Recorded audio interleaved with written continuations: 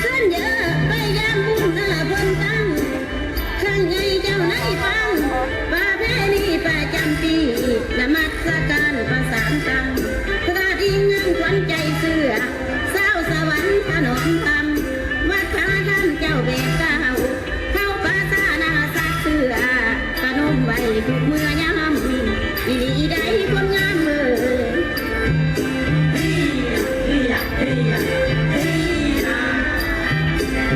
นี่แล้วพี่แล้วแถวหน้าพิมพ์บ้านเล่นบ้านซอกแขวงสวรรค์